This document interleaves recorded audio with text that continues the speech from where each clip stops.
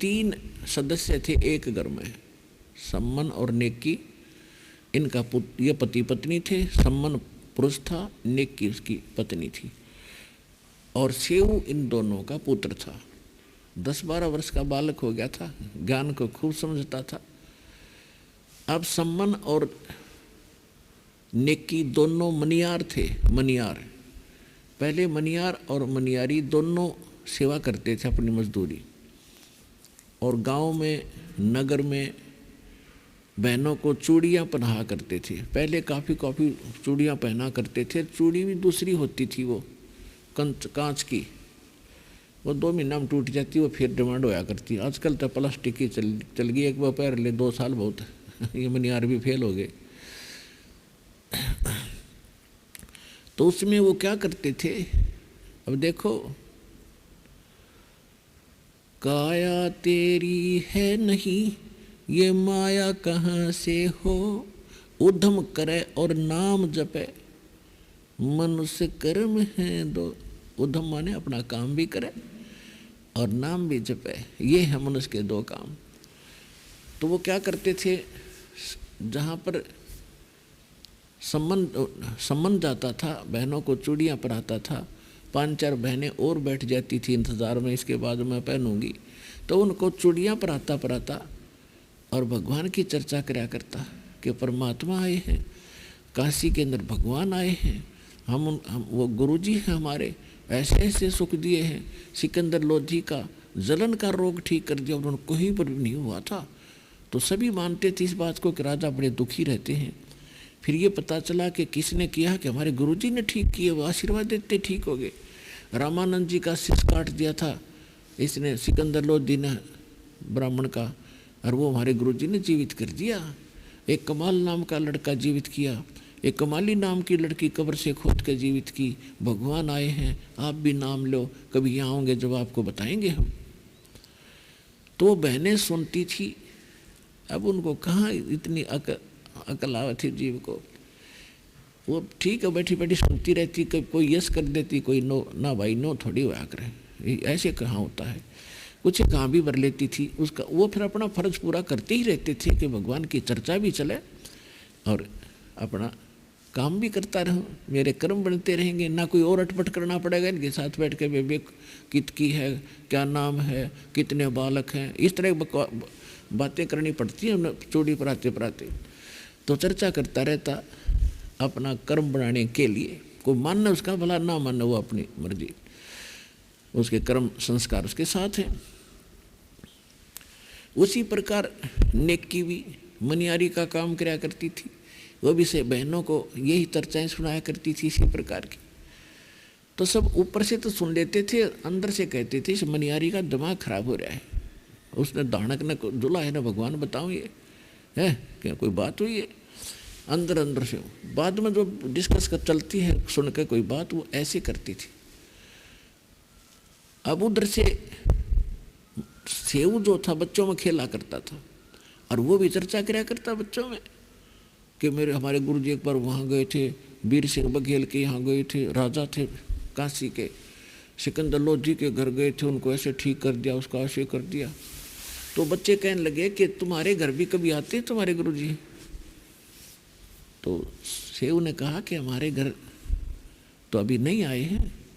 तो फिर तुम्हारे गुरुजी तो राजाओं के जाते हैं, तुम जैसे गरीबों को थोड़े आते हैं। वो गुरु थोड़े, गुरु तो सबको समान दृष्टि से देखते हैं, छोटे छोटे बालक, काल प्रेरणा करता है उनमें।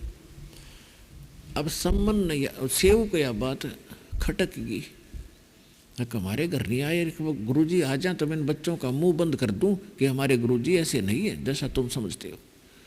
तो उसने एक दिन माता पिता से प्रार्थना की, दोनों बैठे थे, और सेऊ ने कहा, हे पिताजी, हे माताजी, परमात्मा गुरुजी अपने घर कब आएंगे?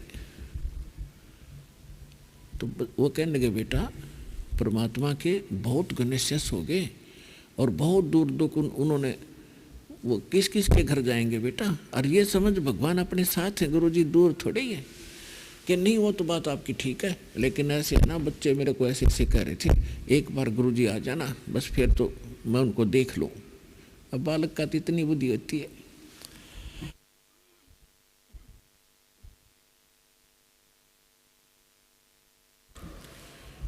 तो सम्मन कहने लगा, बेटा ऐसे बातें नहीं हुआ करती, समाज को देकर नहीं चला जाता बेटा, कहने दो उनको, हमारे गुरुदेव ऐसे नहीं है, उनको मौका लगेगा वो सबके पास पहुंच जाएंगे, टाइम नहीं मिलता उनके पास, संगत ज़्यादा होगी है, बहुत कुछ सत्संग करने पड़ते हैं। फिर भी वो बच्चा था, बार बार यही कह रहा था कि पिताजी बस एक बार गुरुजी आ जाना, बस फिर तो मैं गली में निकलन तो हो जाऊँ।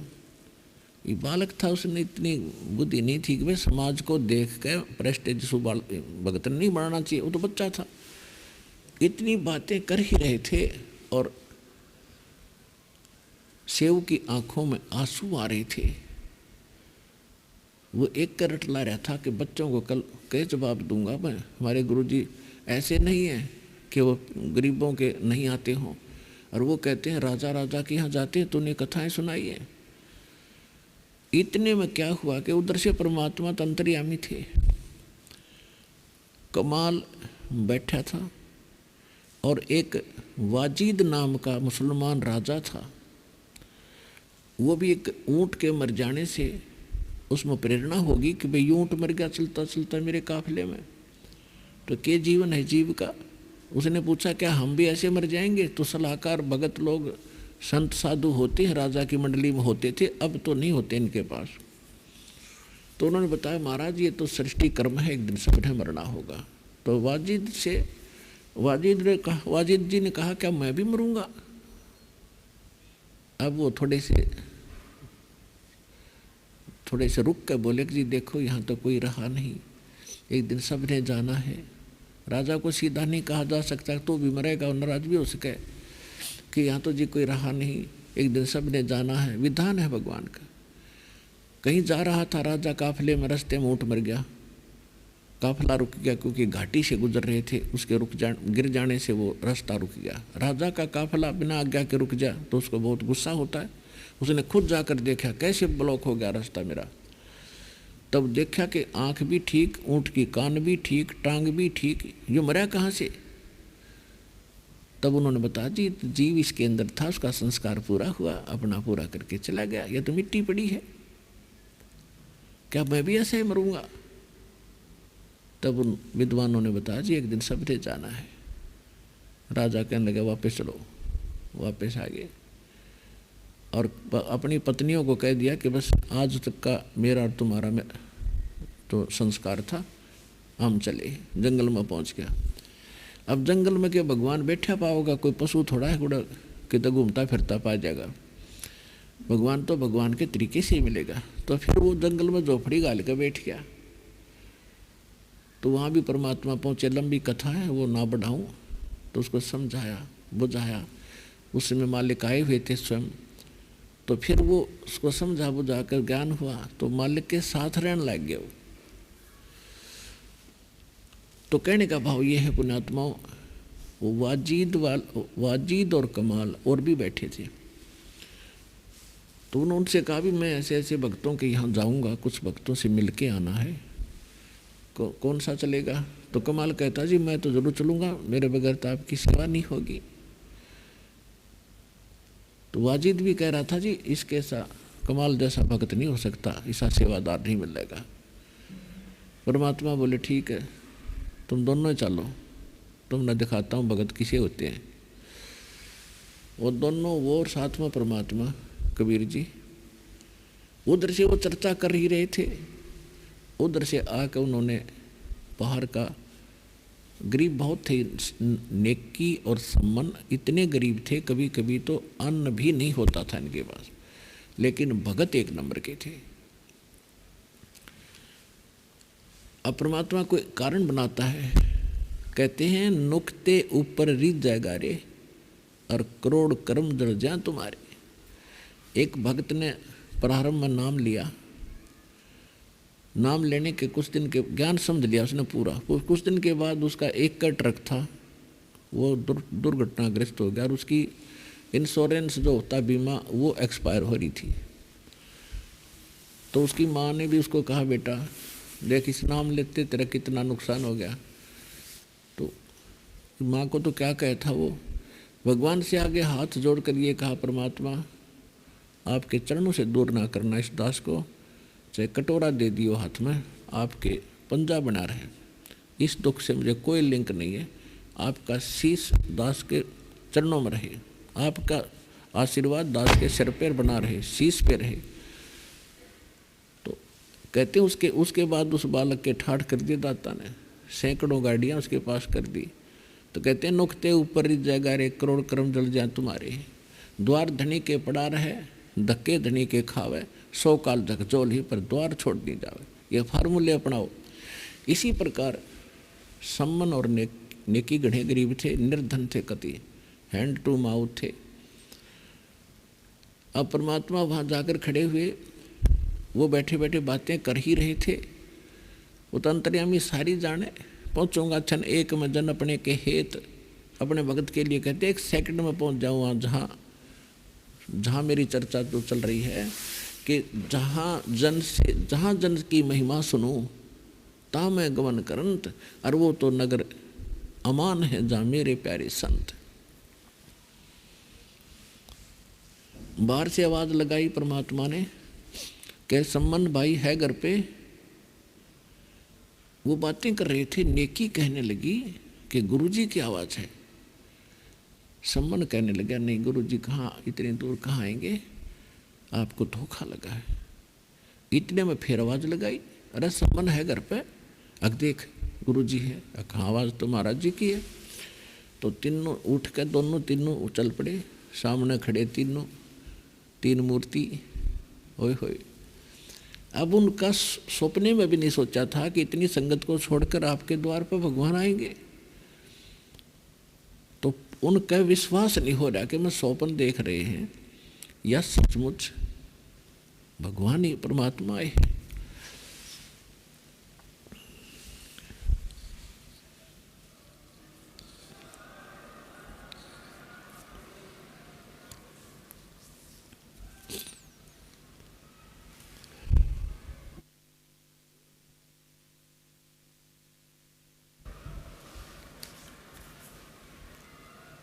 अब ऐसे खड़े हो गए जैसे पागल से हो जाते हैं कि अभी बातें कर रहे थे, अभी भगवान आ गए गुरुजी। तो कमाल ने कहा कि गुरुजी को ऐसे खड़ा रखोगे या अंदर भी ले चलोगे? तब उनका सोपन सा टूटा, चरणों दंडवत प्रणाम किया और जैसा फटा पुराना कपड़ा घर पे उपलब्ध था आदर से बिछा दिया। गुरुजी बैठ के, साथ में भक्त दोनों बैठ के। सम्मन वहाँ उनके साथ कुशल मंगल और उनसे ज्ञान चर्चा करने लग गया। कुछ देर के बाद सम्मन ने पूछा, भगवान भोजन की सुनाओ। तब परमात्मा ने कहा, भाई बच्चे पैदल चल कर आए हैं और हम भी भूख लगी है, बेटा खाना तैयार करो। अब सम्मन उठ कर अपने घर में पीछे झोपड़ी में गया, अपनी पत्नी से कहा कि भोजन तैयार करो गुरुजी, और भगत भूखे हैं, सफ़र से आए हैं। नेकी कहने लगी कि देखो अपने घर में कोई अन्न नहीं है, ना आटा ना दाने, कुछ भी नहीं आज। तो सम्मन ने कहा किसी से उधारा मांग लो, दे देंगे 1-2 दिन में। नेकी कहने लगी मैं गई थी उधारा मांगने, किसी ने नहीं दिया, उल्टा मजाक करते हैं। फिर सम्मन ने कहा कि तेरा यो चीर है ना जो सिर पर ओढ़ रखा था, ओढ़ना, इस चीर को दे दे मुझे, मैं गिरवी रख के 3 सेर आटा ले आऊँगा। नेकी ने कहा कि मैं इसको लेकर गई थी एक जगह से, फटा हुआ थोड़ा सा, मैंने कई बहनों से प्रार्थना की पर यो उन्होंने स्वीकारा नहीं, और मैं जिससे मुझे उधार मिलता था वो दे देती थी बहनें, आज वो भी नहीं दे रही हैं। वो कह रही हैं तुम कहा करते थे, तो उसने यही कहा कि हमारे गुरुजी आए हैं और 2 भक्त और हैं, थोड़ा सा आटा दे दो। तो वो मजाक करने लगी वो बहनें कि तुम तो यूँ कहा करते कि तुम्हारे गुरुजी तो ऐसा सुख दे देते हैं, मुर्दे जिंदे कर देते हैं, फिर क्यों मांगती फिरती आज तू, जा हम नहीं देते। यानी इस उद्देश्य से वो उनको कुछ भी सहयोग नहीं दे रही थी, अपने कर्म बिगाड़ दिए उन्हें इतने। तो नेकी ने कहा कि ऐसी स्थिति आ गई।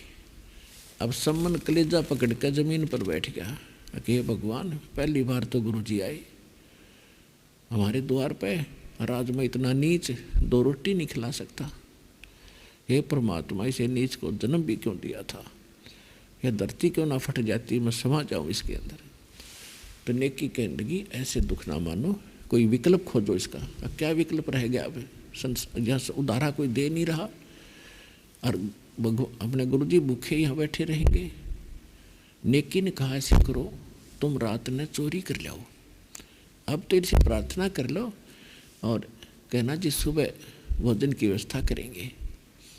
भगवान हैं, समझदार हैं, अंतर्यामी हैं, ये सब परिस्थिति से परिचित हैं, इनसे क्या छुपा है। तो सम्मन कहने लगा, ठीक है। तो लड़का रोज कथा सुना करता कि चोरी करने वालों का सर्वनाश होता है, जो चोरी करते हैं पाप लगता है उनको। तो सेव कहने लगा कि माता आप क्या कह रहे हो? गुरु जी तो सत्संग में सुनाते हैं कि जो चोरी करते हैं वो कभी उबर नहीं सकते, उनका विनाश होता है, हर तरह से हानि होती है, तो ऐसा पाप करोगे आप? अब नेकी ने कहा, बेटा देखो, ये चोरी नहीं है, चोरी को दान कर देंगे, हमें चोरी, हम नहीं खाएंगे उसको, संतों को खिला देंगे। तो शिव ने कहा, माता जी चोरी तो चोरी ही है, कैसे ही कर लो। तब उसने बताया, बेटा देख, सुन ले मेरी कहानी। ये नगर के लोग, इनके पास पैसा बहुत है, यह पाप की धरती है, और ये लोग भगवान को भूल गए, इनके दया धर्म बेटा कति खत्म हो गई है, और हमने इस नगरी का अन्न खाया बेटा, इसमें अपना निर्वाह हुआ है, और इनको विनाश होते हम देख नहीं सकते। इनको ज्ञान नहीं, ये तो बालक हैं, ये तो अपने मौत बुला रहे। फिर कथा सुनाई कि एक नगर में एक बहुत निकम्मे टाइप के लोग हो गए थे। जहाँ धन घना होगा पुण्यात्मा, वहीं पर बुद्धि भ्रष्ट होगी प्राणी की, ये सत्कर मान लेना। परमात्मा हमेशा अधिकतर गरीबों के साथ होता है, क्योंकि गरीब के अंदर चाह मालिक की रहती है, पल पर उसको याद करता है, आपदाएं आती हैं तो भगवान को ही वो प्रार्थना करता है अपने संकट निवारण के लिए। और मायाधारियों के पास धन होता है, कोई आपत्ति आती है, किसी को रिश्वत दे, किसी को फलाना कर अपना काम चला लेते हैं, तो भगवान से दूर होते चले जाते हैं। लेकिन सभी नहीं, लेकिन उस गांव में, उस नगर में कोई विशेष ही निकम्मी आत्मा इकट्ठी हो गई थी, अभिमान हो गया था। तो उसके गांव, और वो किसी भी साधु संत को भिक्षा नहीं देते थे। भिक्षा का अर्थ है कि वो रोटी भी नहीं देते थे, बनी बनाई भी। और कोई आ जाता था गलती से तो उसको कहा करते थे कि हमारे पल्लेदारी कर लो, ज़्यादा सेठ लोग रहते थे, और करके खाया करो मस्टंडो, तुम क्यों धक्के खाते फिरते हो। इसी प्रकार एक सिद्ध पुरुष उस नगर के बाहर बनी में बैठ के आके, उसका एक चेला था 15-16 वर्ष का, वो उसके साथ था। उससे कहा, बेटा जा भिक्षा मांग ला। वो नगर में गया सुबह सुबह, जहाँ भी जा वही दरवाज़ा बंद कर ले, साथ में उलाना दे, मस्टंडे धक्के खाते फिरते हो, अपना करके खाओ। और उधर एक कुम्हार था, एक गरीब कुम्हारी थी, नगर के बाहर उसका घर था, वो देख रही थी।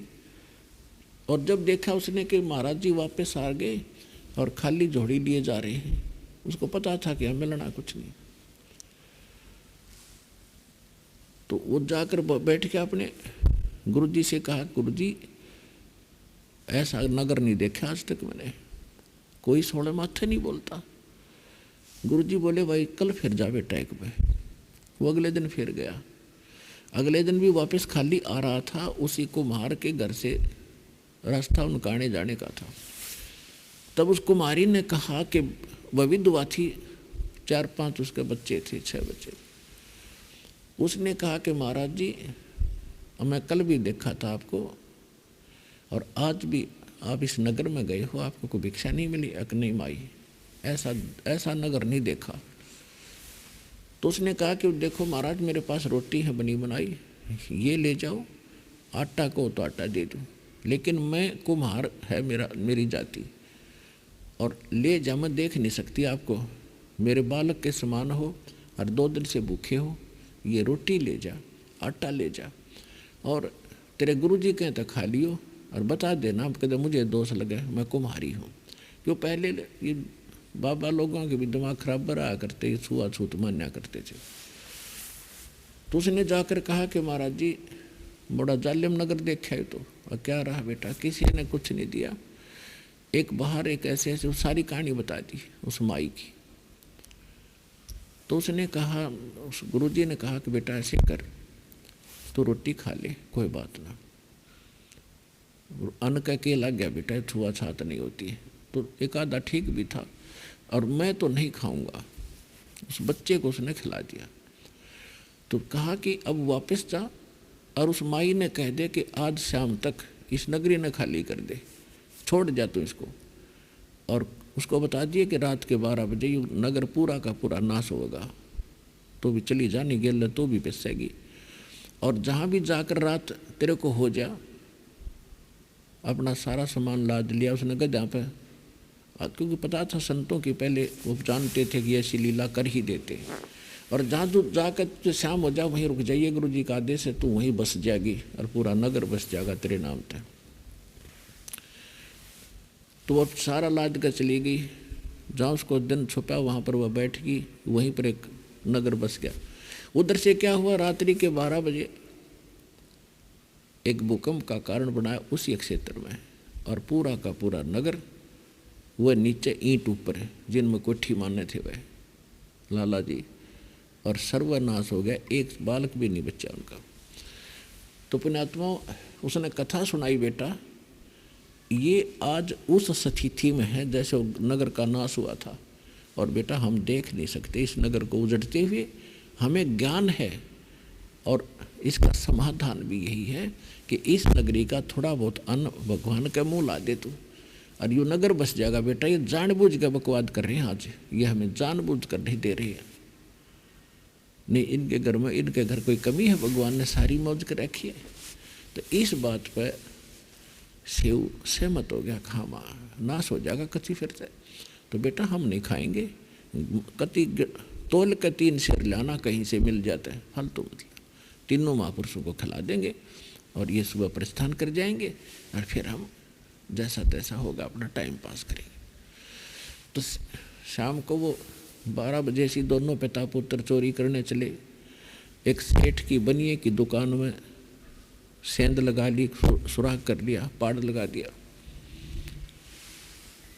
अब शिव कहने लगा, बेटा सम्मन कहने लगा, बेटा तू बाहर खड़ा रहना और मैं ले आऊँगा भीतर तो आटा, अंदर से आटा निकाल के, और ऐसे करना कोई घर का सदस्य जाग क्या और मुझे पकड़ देगा तो मैं इस सुराख के अंदर से आटा भी फेंक दूंगा बाहर, कपड़े में बांध दूंगा, और तू लेके भाग जाना। ठीक है। तो सम्मन शेरू ने कहा, नहीं पिताजी मैं बालक हूँ, आप बड़े हो, मैं चाहता हूँ पहले मैं जाऊँगा अंदर और मैं लाऊंगा, क्योंकि ये राजा का, इस सेठ का राजा से बहुत ताल्लुक है, और पकड़े गए तो राजा पिताजी आपको मरवा देंगे, ये हम कहाँ जाएंगे फिर।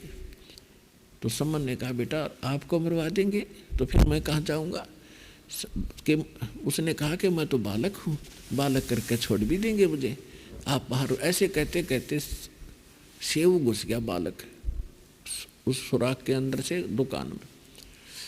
उसने 3 सेर लगभग अंदाजा सा आटा अपने कपड़े में बांधा और चलने लगा। उसी समय एक कोई ऐसा टकराया, खड़का हो गया, कोई तखड़ी के तराजू पर पैर टिक गया, पलड़े पे आवाज़ होते लाला जी वहीं सोया था, उठ लिया, चोर चोर चोर करके उसके हाथ पकड़ लिया, निकला था उसका पैर पकड़ के घसीट लिया। तब तक उसने वो आटा बाहर फेंक दिया और थांब के बांध दिया पिलर से, रस्से थे, और देखा दीपक चसा के, अच्छा भगत जी हैं, आज थारे ढोंग का पता लग गया ना, ऊपर तो भगत रात ने चोरी करो तुम्हें। तो सेव ने कहा, लाला जी ऐसी बात नहीं है, हम आज भी भक्त हैं, हमारे ऐसे ऐसे गुरुजी आए हैं घर पे और उनके लिए कोई आहार नहीं मिल रहा था, और आज हम चोरी करके ले जाते, एक दिन तुम्हें दे कर जाते, ऐसे ही चाहे मोबाइल से डाल कर जाते तुझे बिना बताए। ये हमारा निर्णय था, फैसला था। ने बोला क्यों बात बनावे, तो कल पता लग जाएगा, राजा के पेश करूँगा। और अब तो पता लग गया ना, तुम्हारे गुरुजी आते यही चोरी कराते, तुमने पहले चोरी नहीं किया। हसली जड़ तो वो हैं। राजा को उसके राजा के सामने उनकी आज देखना क्या हालत होगी, उनको फांसी तुड़वाएंगे। अब ने सेव ने सोचा या और बात बिगड़ गई, भाई तो जुल्म होगा, रोटी तो खिला नहीं सके गुरुजी को, और देख कितनी आफत आ गई। अब उधर से जब सम्मन पहुंचा, नेकी ने पूछा कि बच्चा कहाँ है, कि बच्चा बाणिये ने पकड़ दिया सेठ ने। अब उसके दिमाग में यह आई कि राजा, इस सेठ की पहुंच राजा तक है और ये हमें तो दंडित करेगा करेगा, लेकिन गुरुजी को मनमाने के सजा दुआ देगा, और ये तो नाश हो गया बात का। तब अपने पति से कहा, एक माँ, देखो पुण्यात्मा विचार करना, कहते नुक्ते ऊपर रीत जाएगा रे, करोड़ कर्म जड़ जा तुम्हारे। उस माँ ने ये कहा कि ये तलवार ले जा और किसी तरह बेटे का सिर एक बार सुराख से बाहर निकलवा लेना और शीश काट लिया लड़के का। समन बोला इसका मैं मतलब नहीं समझा। तो नेकी ने कहा कि क्या होगा, लड़के का जब सिर कट जाएगा तो वो धड़ उसके पास रह जाएगा, क्योंकि पैर बांध कर रखेगा वो। फिर उसको भय बनेगा कि 302 का मुकदमा तेरे पर बनेगा, और वो क्या करेगा, उसको कहीं फेंक का होगा, उसको शव को, फिर उसने ठा लाएंगे हम, और शीश उसके पास रह गया तो फिर दिक्कत हो जाएगी, लोग पे छान लेंगे और बात बिगड़ जाएगी। तो इस बात का सम्मन कभी समझ में आ गई, तलवार लेकर चल पड़ा। उधर से उस सेव के मन में यही थी कि भगवान मेरा पिताजी मेरी गर्दन काट ले, ताकि लाला का डर बन जाए, इसने फेंक दे दर्दने की तय बात आगे ना बढ़े। ये तो गुरु जी के ऊपर नाश करवाओगा, सारी बात वहाँ बिगाड़ेगा और उन्हीं की कंप्लेन करेगा। सम्मन जब पहुंचा उसके पास, कहा कि बेटा सेव, एक कान में बात बतानी है तेरे, अरे एक बार सिर बाहर निकाल ले बेटा, घनी गुप्त बात है, कल तो ना जाने हम मिलेंगे कि ना मिलेंगे, दोनों मार दिए जाए राजा के पास। तो सेव ने कहा लाला जी से कि लाला जी बाहर मेरे पिता खड़े हैं और मुझसे कोई विशेष बात कान में बताना चाहते हैं, आपकी आज्ञा हो तो मैं एक बार बात कर लूँ। कहा नहीं, तुम भागना चाहता है। उसने कहा, सेव ने कहा जी मेरे पैर का रस्सा ढीला कर दो, पैर बांध कर रखियो और थंबे का बांध रखो, मैं सिर निकाल लूँ, इतना लूज कर दे। तो लाला जी ने सोचा भाई कोई बात नहीं, कल तो ये शायद मिल नहीं पाएंगे, और के बिजली पड़ी है, 3 शेर आटा लिया है इन्होंने, तो खम पैर बांध कर थोड़ा कुछ ढीला कर दिया और सेव ने सिर बाहर निकाला। ऐसे बाहर निकाला तो ये बाप था, तलवार ले रहा था, पीछे छुपा रखी थी, लड़का देख कर डर गया, लेकिन बाप था, हाथ ना उठा, सहम गया कि कर मारो बेटे ने। इतने में सेव ने कहा कि पिताजी मेरी बात सुना। कहा बोले कि अगर तू मेरा बाप है ना रियल में, तो मेरा सिर काट दे और ले जा इसने उठा के। अगर तू बाप सिर नहीं काटेगा तो मेरा बाप नहीं, मैं किसी और का बीज हूँ। अब बच्चे की यह बात सुन के एकदम करंट आया उसके, और तलवार मारी और सिर उठा कर ले गया।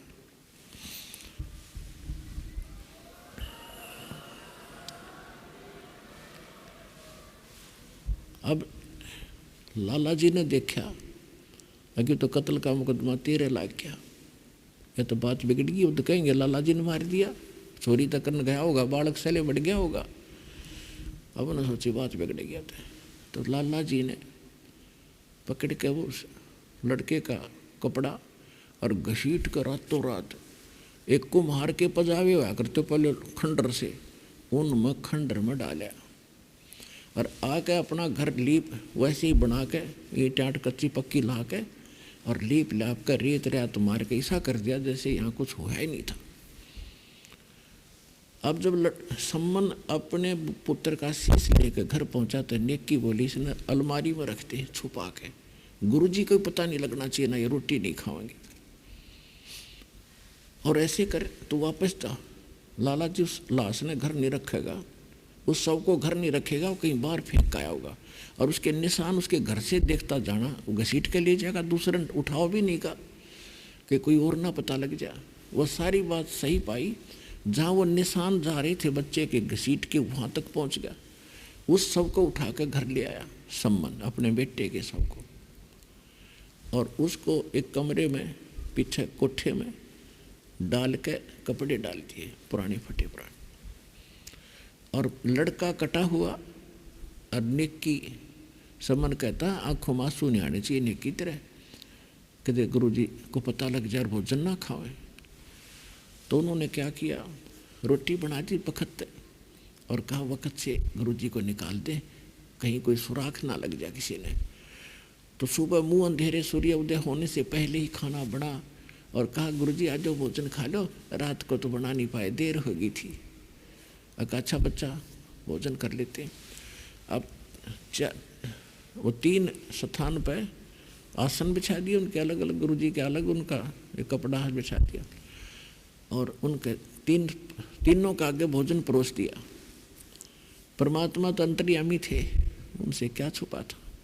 कहने लगा भाई ऐसे करो, 3 भोजन तो यही रखा है, इतना ही था, और कहा कि इसको 6 कटोरों में डाल दो, दोने वाले कसोरे से मिट्टी के, कि इनको 6 जगह करो इस भोजन को, हम इतना थोड़ा ही खा सकते हैं, और तुम भी बैठो बेटा, इकट्ठा बैठ के खाओगे, प्रसाद है भगवान का। अब वो उनने सोची भाई बात बिगड़ेगी तो सामने आओगी। उन्होंने ज़्यादा कहने से 2 में और डाल दिया। परमात्मा बोले नहीं 3 में और डालो। उन्होंने कहा जी बच्चा तो बाहर खेलने जा रहा है। परमात्मा बोले कोई बात नहीं, आ जाएगा, उसका हिस्सा तो रहना चाहिए, फिर खा लेगा आके। तो उन्होंने सोची चलो भला टले है, 6 में जगह डाल दिया। आप बैठ गए, परमात्मा और वो दोनों शेष बैठ गए, सबके सामने भोजन, एक खाली कसोरा दोना रखा था। तो परमात्मा ने कहा आओ सेव जीम लो, ये प्रसाद प्रेम, और बेटा सिर कटा करे चोरों के संता के नितक से। कहते सेव धड़ पर शीश चढ़ा,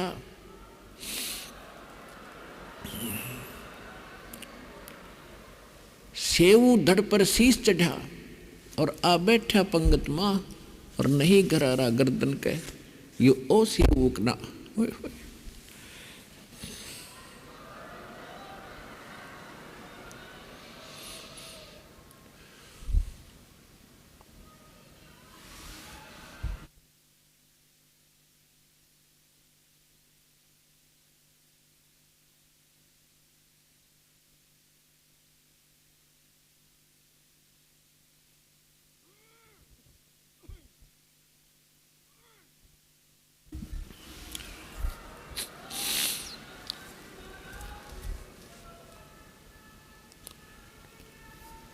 अब नेकी और सम्मन लड़के का यूँ कॉलर उठा के देखे हैं, इसके कितने निशान भी कोई नहीं। उठ के अंदर गए जहाँ बच्चे का शव रखा था, जहाँ वो शीश रखा था ताक में अलमारी में। क्या देखा जाके, वहाँ रक्त पड़ा था थोड़ा बहुत, बच्चे का शव नहीं था।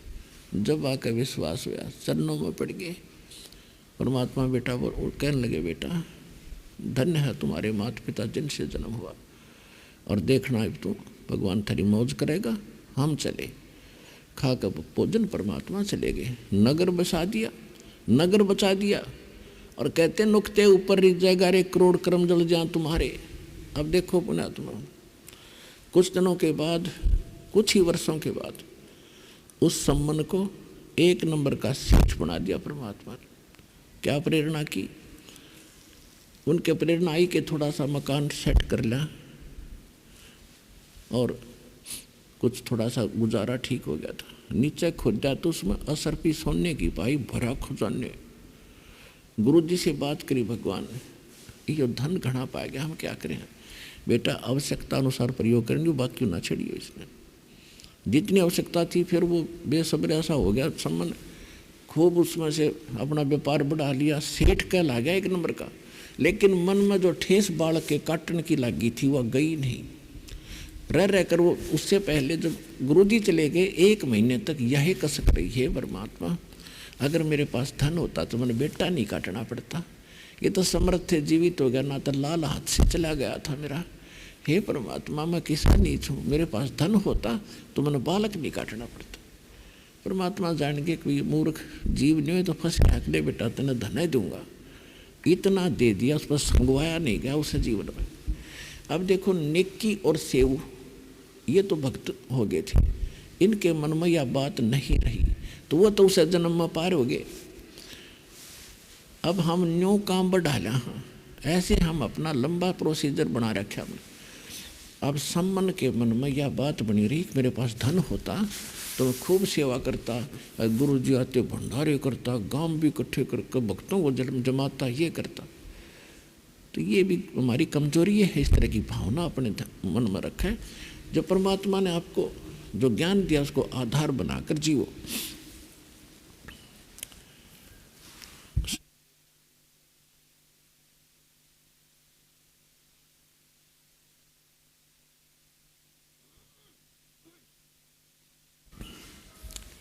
अब क्या हुआ,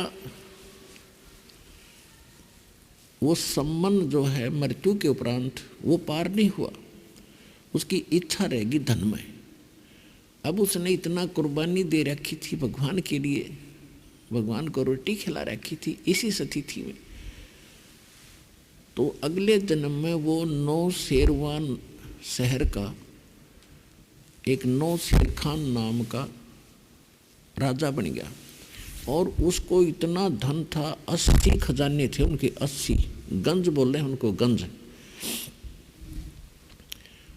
और जिस राजा के पास एक भी गंज हो उसकी एक अलग से झंडा लगा दिया जाता, उसके ऊपर अलग से झंडा, तो पहचान होती है कि इस राजा के पास एक गंज खजाना, उसमें अरबों खरबों संपत्ति होती थी, हीरे जवाहरात सोना चांदी असरफियाँ। तो उसके 80 गंज की झंडे ध्वजा फहराया करती थी।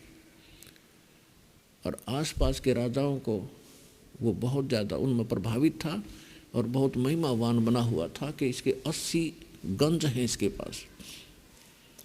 लेकिन इतना कंजूस हो गया, चौवन्नी दान नहीं करे था। अपने आत्मा ये भी कमजोरी है हमारी कि हम दान नहीं करते। अब किसे दयालु हैं, आम तो धन मांगना हो भगवान पे, घना धन दे दे मददाता, और परमात्मा नरक से निकालते हैं। अब भगवान पहुंचे एक साधु रूप बना के, जिंदा महात्मा का रूप बना के, और वहां जाकर कहा कि महाराज जी कुछ, हे राजन कुछ दान करो। राजा कहता है जी मैं तो भिखारी आदमी हूँ, मेरे पास धन नहीं है, बहुत निर्धन आदमी हूँ, मैं दान नहीं कर सकता, आप जाइए। तो परमात्मा ने जो साधु रूप में खड़े थे कहा कि देखो आपके तो खजानों की झंडी लगा रखी है, आपके हीरे पन्ने जवाहरात भरे पड़े हैं इसके अंदर, आप कहते हो निर्धन हो। तो राजा ने कहा कि इनमें तो कोल्ले लगा डाल रखे हमने, कोल्ले, ये तो लोग दिखावा झंडे टांग रहा हूँ। तो परमात्मा बोले ठीक है भाई, ये कोल्ले हो जाएंगे बेटा, मैं चला। अब उसके इस बात का पता था साधु का वचन पार होया करे। उसने अपने सैनिकों से कहा कि न देखियो, हटा के खोद के देखियो। उन्हें खोद के देखा, एक जिस सारे कोल्ले हो गए थे, दूसरा देखा हुए भी कोल्ले, तीसरा देखा हुए भी कोल्ले, सारे कोल्ले हो गए। तब राजा भाग्या नंगे पैरों, साधु को खोजो कहाँ है। परमात्मा बैठ के बड़ी मजाक है, कहा होगा धक्के खाता यहाँ पर ही हो। जाके चरणों में गिर गया, महाराज माफ कर दो, मेरे से गलती होगी।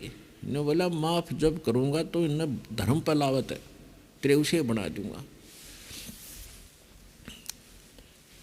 यानी परमात्मा बोले इसको, इसमें से कम भी तू 80% धर्म में लावे तो तेरे वैसे कर दूंगा, ना तक गई। तो उन्होंने सोचा चल 1-2 तो बचेंगे, बाकी दान कर दूंगा। तो परमात्मा ने कहा ठीक है जा, जैसे थे वैसे हो गए। वह वापस आकर देखा कि वैसे हो गए। तो उसने दान कर दिए, कहते फिर ना गड़बड़ हो जाइए, वो 2 रख लिए, बाकी दान कर दिया। अब उसने क्या सोचा मन में कि दान, क्योंकि परमात्मा इस माया से उलगा करना चाहते हैं, आपको हल्का करना चाहते हैं, और आप इसने सिर पर धरना चाहते हो, किसी ने लादे फिर जाऊँ मैं, इसका क्या करेंगे। परमात्मा कहते हैं सर्व सोने की लंका थी वह रावण से रणधीरम, एक पलक में राज बिराजी जम के पड़े जंजीरम। सारी सोने की लंका बनाए बैठा तो मूर्ख हैं, सिर पर धर ले गया उसने। वहीं बंदर ठाठा घेरे थे उसने समुद्र में, फिर बाद में सारे सोने ने, और आप क्या खाली हाथ कुबद कुमा के। तो परमात्मा कहते हैं साईं इतना दीजिए, ये मांगो मालिक से, जा मैं कुटुंब समावे, हम भी भूखे ना रहें, अतिथि ना भूखा जावे।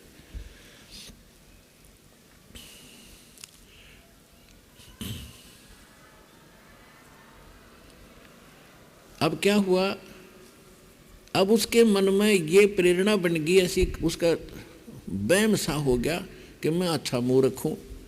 एक संत के कहने से सारा खजाना बैठ दिया, मेरे पास घना धन होता तो घोड़े खरीदता, ये करता, कई शादियाँ कराता। फिर ये कुवत होती है माया की, मैं तो यही कुमत हो जाती है। ऐसे करते करते उसकी मृत्यु होगी। अब देख दयालु दाता ने उसके धर्म करवाया। अब चलिए पार तो होगा जब हो जाएगा, पर इसकी दुर्गति तो बच्ची रहेगी। अगले जन्म में फिर यो बलक शहर का बादशाह बन गया, राजा बन गया। अपने आत्माओं, जो जन मेरी शरण है ताका हूँ मैं दास, गेल गेल लाग्या फिरूं हूँ जब तक धरती आकाश।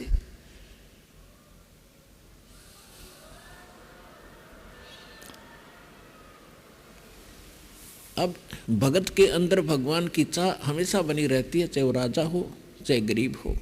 जो पिछले जन्म में भक्ति करता हुआ आ रहा है और तुरंत मनुष्य जीवन भी लगातार उसको मिल रहा है, तो उसमें भगवान की चाह जाती नहीं, समाप्त नहीं होती।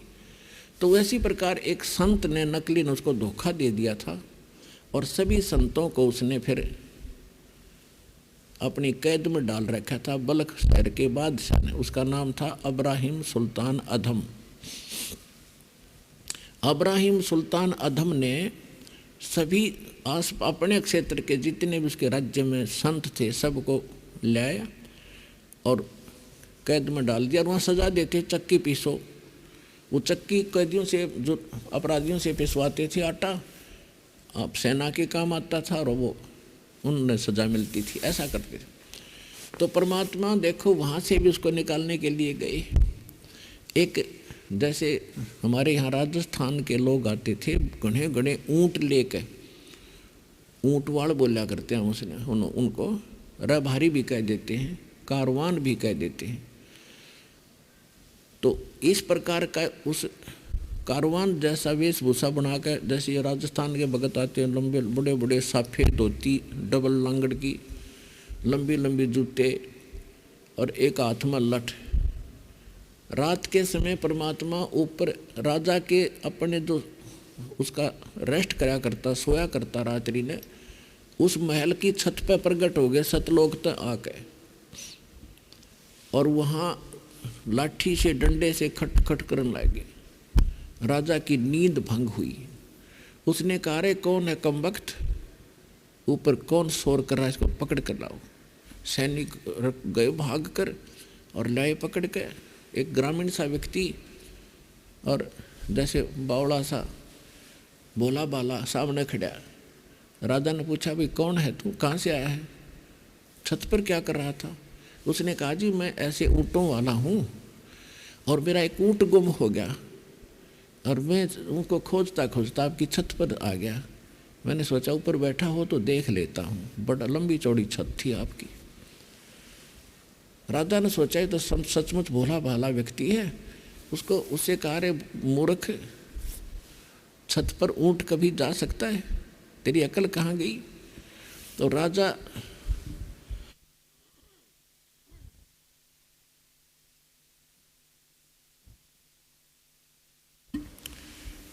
ने जो वो संत कैद किए थे, उनसे यही प्रश्न करता था कि क्या तुमने भगवान पा लिया? कोई 20 वर्ष से लगा, कोई 30 वर्ष से, कोई 40 वर्ष से, और यदि तुमने मिल गया है तो मुझे भी मिलाओ। अब ना तो न भगवान का पता था, बेचारे श्रद्धालु अवश्य थे, साधु संत बने हुए थे, कुछ नकली कुछ थोड़े बहुत ठीक थे, उनके पास ये जवाब नहीं था, तो उनको जेल में इसलिए डाला था। तो परमात्मा ने कहा, फिर उसके प्रश्न का उत्तर दिया कि जिस प्रकार महल की छत पर ऊंट नहीं हो सकता, क्वाइट इम्पॉसिबल, ठीक इसी प्रकार इन बकवादों को जो तू कर रहा है, इस गद्दी पर बैठ के बकवाद करने से भगवान नहीं मिल सकता। न्यू कह के अंतर्ध्यान हो गए, राजा का चक्कर आ गया, उसको चक्कर आ गए, बेहोश हो गया। उधर से परमात्मा पहुंच गए, उस कैद के अंदर के सामने खड़े हो गए जाकर, जहाँ पर वो उसके 360 बच्चे बैठे बैठे चाकी पीस रहे थे। वो भी भगत थे, दाता को रो रहे थे, और हम प्रार्थना करते हैं विष्णु का आगे, हमारे दुख भी यूँ दूर करता है करके। वहाँ जाकर खड़ा हो गए उसी रूप में। सैनिकों ने कहा, जेल के पहरेदारों ने भी, कैसे आया क्या तू? कि राजा ने मेरी सजा कर दी भाई। अच्छा कहाँ? चल तो भी अंदर। कहा ठीक है, वो भी अंदर कर दिया, भगवान भी। अब कहा कि ले चक्की है, बैठ इस पे तू भी पीस। अब सारे लगा रखे थे वो जितने भी साधु संत थे, भगवान को भी एक चक्की बता दी, सपेर किस पे बैठ जा।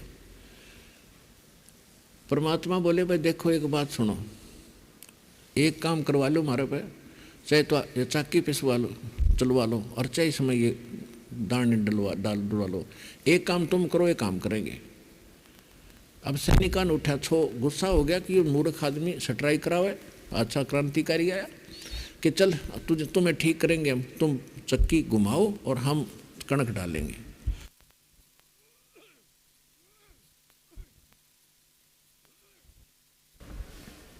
उन्होंने ये सोच रखा था कि अन्य दिनों में हम 2 घंटे इनसे चक्की चलवाते तो 6 घंटे चलवाएंगे और इसको ठीक करेंगे। अब ये सोच के परमात्मा, तो वो कहने लगे, ठीक है चलाओ चक्की। परमात्मा बोले, तुम भी पोजीशन पकड़ो इसमें दाने डालने के लिए, कहाँ कणक डालने के। वो भी खड़े हो गए। परमात्मा सोटी ले रहे थे, छोटी सी वो लाठी, उस लाठी को एक चक्की के किले का मार दिया और उन सब से कह दिया, तुम खड़े हो जाओ एक बार। जितने साधु संत वो चक्की पीस रहे थे, तुम खड़े हो जाओ 1 मिनट। वो खड़े हो गए। एक चक्की का अपने वाली का लगाया था, वो सारी चक्की चलने लगी अपने आप फुल स्पीड पे। बोल सतगुरुदेव की जय, कबीर भगवान की जय।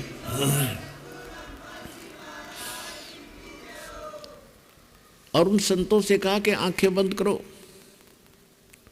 उन आंखें बंद करी और कहा खोलो। खोले तो जंगल में खड़े काफी दूर, और कहा परमात्मा ने, भाग जाओ तुम यहाँ से, इस मूर्ख के राज्य फिर ना जाना।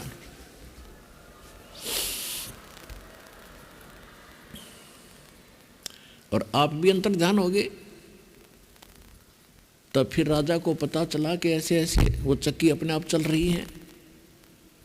अब वो सैनिकों ने डर हो गया, जो इंचार्ज थे कैद के, कि राजा ही हमने फांसी देगा, हमें नौकरी से निकाल लेगा, दंडित करेगा कि सारे कैदी भाग गए।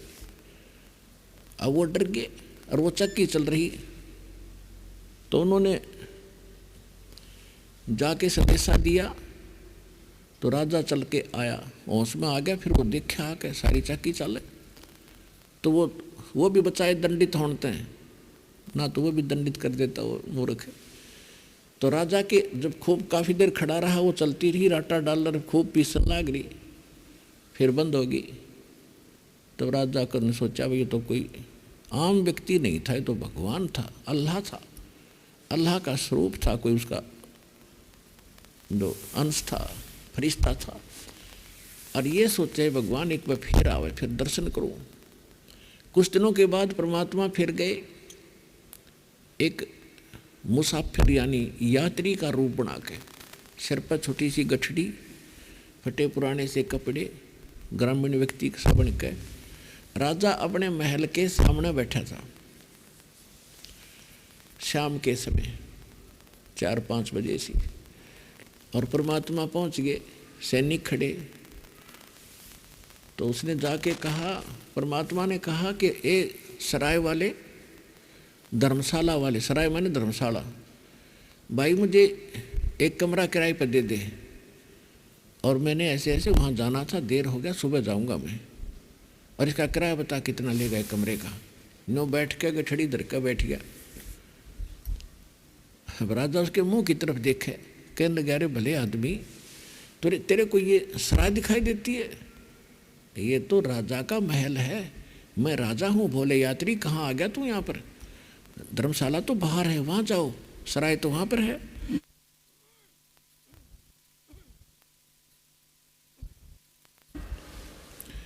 तो परमात्मा बोले, ए भाई जी, आपसे पहले कौन था इसमें?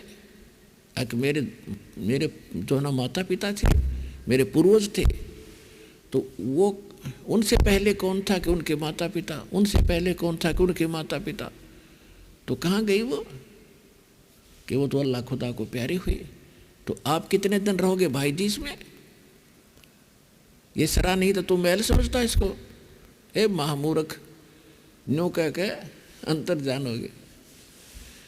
ये तेरे बाप दादा पड़पीडी कहते हैं, हम कारवान हो आए, मलों पे ऊँट बताए, बुझे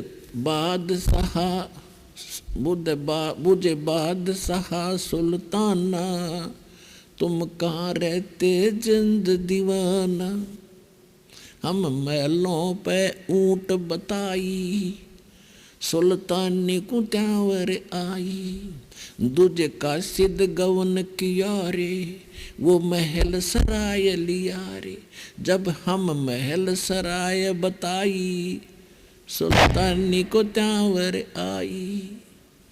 ये तेरे बाप दादा पड़ पीढ़ी, ये भी बसे सरा में गिद्दी, ऐसे ही तू उठ चल जाई, ताते में ये महल सरा बताई।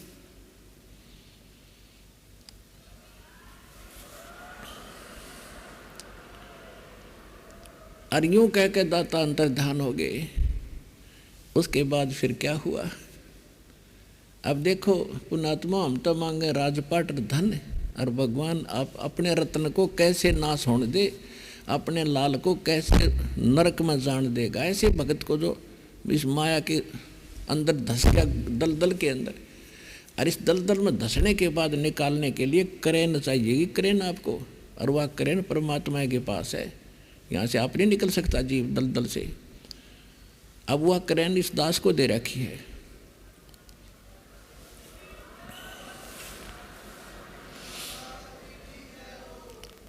अब फिर क्या हुआ, देख कितना भटक रहा हूँ मैं, रोवत हूँ सृष्टि को, सृष्टि रोवे मोहे। और गरीबदास जी कह रहे कबीर साहब के बारे में, कहे कबीर इस योग को समझ नहीं सकता कोई।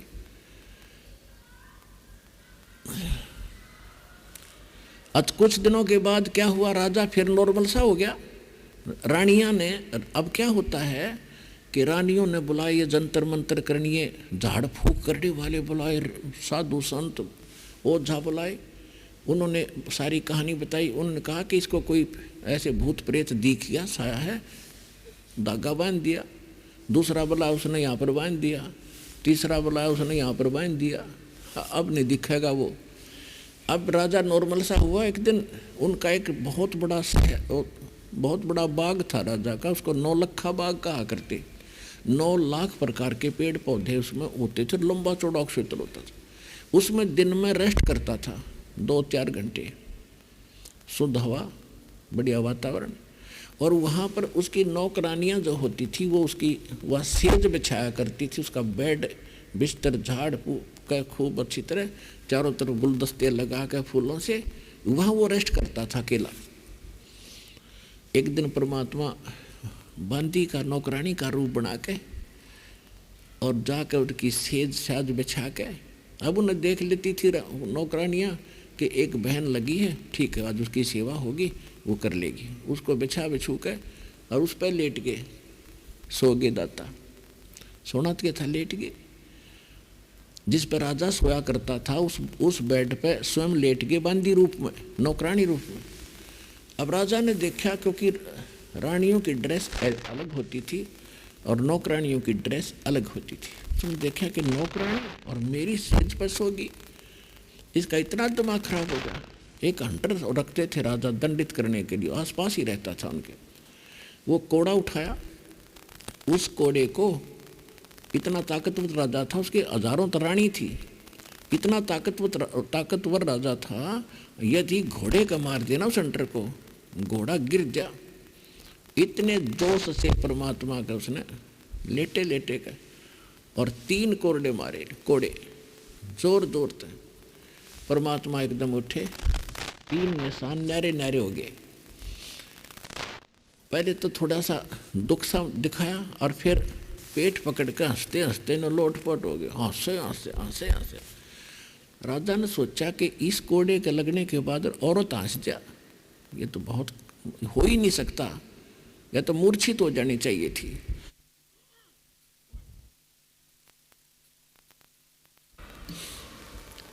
फिर उसने हाथ पकड़ा परमात्मा का, बांदी का, और कहने लगा कि तू हंस क्यों रही है, कारण बता क्यों हंस रही है। तो परमात्मा ने कहा, मैं इसलिए हंस रही हूं कि इस स्टेज पर जिस पर आप डेली सोते हो कई कई घंटे, मैं तो 1 घड़ी लौटी थी और 1 घड़ी लेटने का ये दंड मिला मुझे, 3 कोरडे लागे। बेटा तेरे साथ के बनेगी, मैं न्यू हंसू हूं।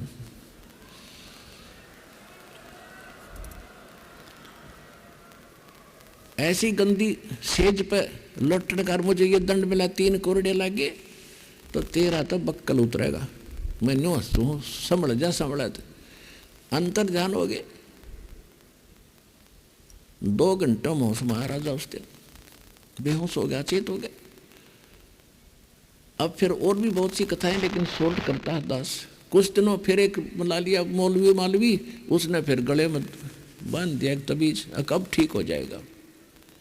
और ऐसा करो, इसको बाहर शिकार के लिए ले जाओ जंगल में, इसका मन बदलेगा।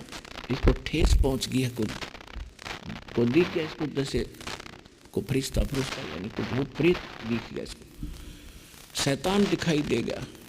तो कुछ दिन मंत्री चले गए, सारे साथ में लेकर उसको बाहर निकल गए, जाके पड़ाव डाल दिया।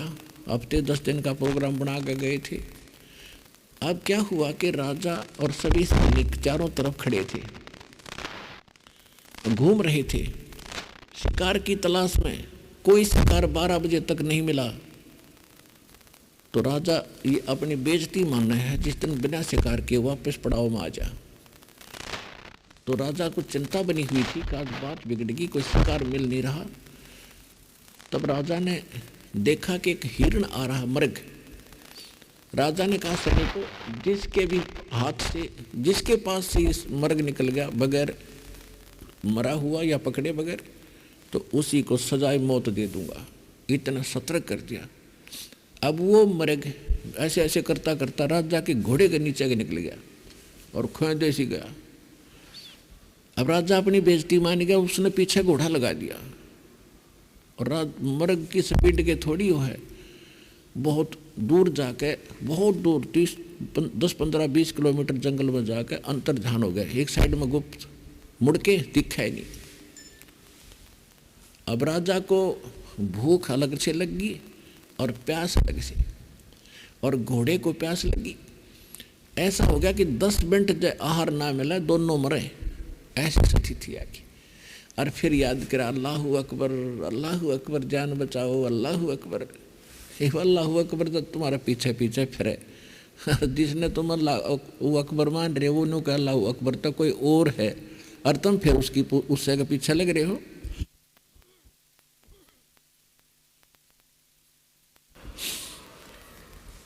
कुरान शरीफ सूरत फुरकानी 25 आयत 52 से 59 में कुरान शरीफ का ज्ञानदाता हजरत मोहम्मद से कह रहा है कि वो कबीर नामक परमात्मा है, जिसने 6 दिन में सृष्टि रची, 7वें दिन तख्त पर जा बैठा। और वही पाप नाशक है, वही पूर्ण परमात्मा है। उसकी भक्ति करने से मोक्ष होगा। और उसकी खबर किसी बाखबर से पूछ लो, मैं नहीं जानता। और ये उस गीता उस कुरान शरीफ के ज्ञानदाता ने अल्लाह अकबर मान रहे, वो तो कहे अल्लाह अकबर कोई और है, मैं नहीं जानता उसके बारे में, कोई संत बताओगा उससे पूछो। ऐसे ये हिंदू धर्म में हमारे भगत संत, अब वो कहे श्री कृष्ण पूजो, और श्री कृष्ण कहता वो तो कोई और है भगवान। श्री कृष्ण ने तो गीता ज्ञान दिया ही नहीं, उसमें तो वो काल बोल रहा था, वो खुद कह रहा है कि परमात्मा कोई और है, किसी संत से पूछो, उसकी भक्ति करो। एक ना भूला दो ना भूली, भूली सब संसारी। हे अल्लाह अकबर मर गया, हे अल्लाह अकबर जान बचाओ, हे परमात्मा, हे अल्लाह आज जान बचा दो अपने भगत की। अब अगर मालिक तो वो है, हमारे पीछे पीछे फिर रहा है।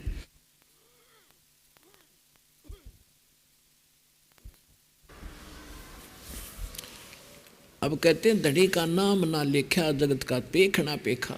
जो करता उसका तो आसपास भी जिक्र नहीं, और कोई कहीं इसने कर दिया, हनुमान ने कर दिया, देवी ने कर दिया, भैरव ने कर दिया। ये सुख देने के हैं, ये ब्रह्म नहीं कर सकता, ये जो मालिक कर सकता है। तो क्या किया दाता ने कि ये मरेगा ही भी।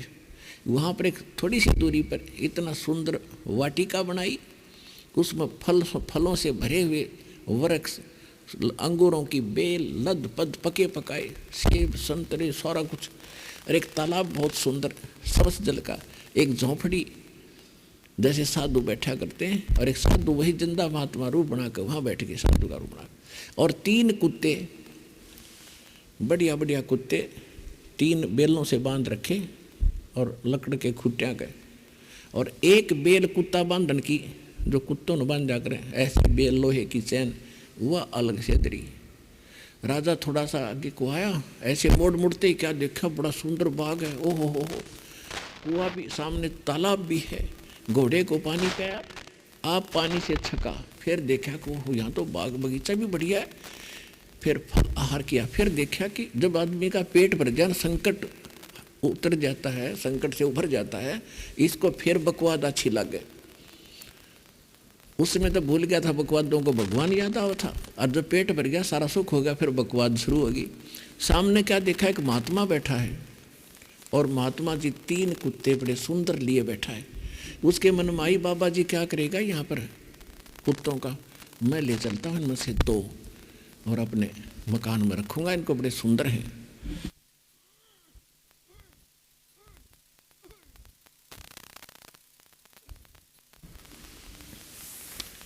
तो राजा सलाम वालेकुम कराया साधु को, और कहा महाराज इन 3 कुत्तों का आप क्या करोगे, ये 2 मुझे दे दो।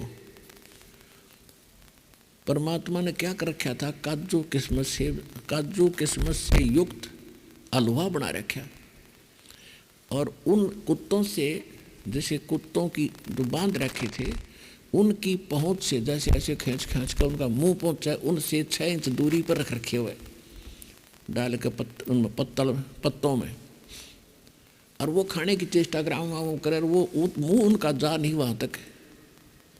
राजा बैठ गया, गियों के चक्कर है, महाराज जी ने खान भी ना देता, और काजू के हलवे, काजू किस्मत मिला के हलवे बना रखा, कितना सुंदर। तो कहने लगा ये बात तो पाछे पूछूंगा। इन्होंने बोला जी 2 कुत्ते मुझे दे दो। परमात्मा बोले भाई ये कुत्ते वीआईपी हैं, ऐसे देने के नहीं हैं। अब वीआईपी कैसे हैं कि यूँ तेरा बाप से, यूँ तेरा दादा, और यूँ तेरा परदादा।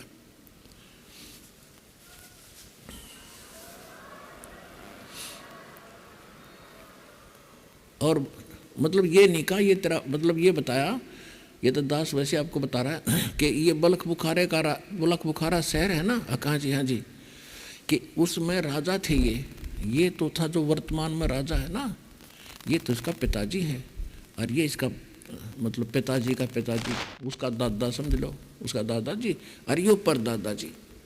और भाई ये जब काजू किस्मस के हलवे खाया करते, आज इनका भी दिल कर है काजू किस्मस के हलवे खाने, खुआऊंगा इनका जिए जाने।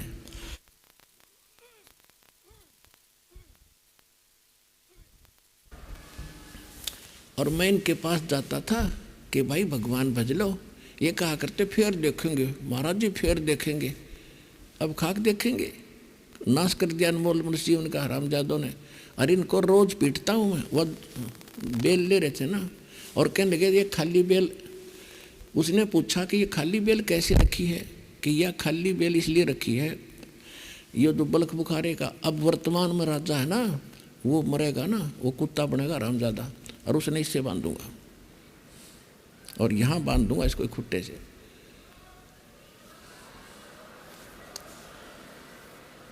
तो परमात्मा ओए होए कलजा कलेजा फट गया उसका। अब्राहिम सुल्तान धमका और चरणों में गिर गया, बुरी तरह फूट फूट कर रोए, हे परमात्मा बचा दे, हे अल्लाह मैंने बचा दे। 1 घंटे रोता हुआ, बुरा हाल कर दिया। आंखें खुली, ना हुआ बाबा जी, ना कुत्ते, ना बाग बगीचा, कलर में पड़ा वहाँ पर। और उठ के नू देखे, पेट भरा, घोड़े के पैर गिले, नू कैसे माने सपना है। वापस आ गया, सारी को बच छोड़ के। लंबी कहानी है पुण्यात्माओं, फिर बताएंगे। समझदार को संकेत बहुत है। रात के अंदर घर छोड़ के निकल गया वो बादशाह, और बाहर जाकर अपना फिर परमात्मा फिर मिले उसको, फिर बताएंगे, लंबी कथा है। और फिर कहा बेटा आगी समझ में? हाँ जी, कति आएगी। कति नाश हो गया था जीवन का दाता, तो जाए भक्ति भी कर ले और राज भी कर बेच सकते हैं। उन्होंने बोला नहीं, बच्चे सियाने हो गए, आप संभालो अपना, और दास को तो अपना चरणों में रखो। परमात्मा उसमें भी ऐसे लीला कर रहे थे, कहीं आश्रम बना कर रहे थे, वहाँ ले गए और बेटा कर अपना कल्याण, तेरा मोक्ष हो जाएगा। बोलो सतगुरुदेव।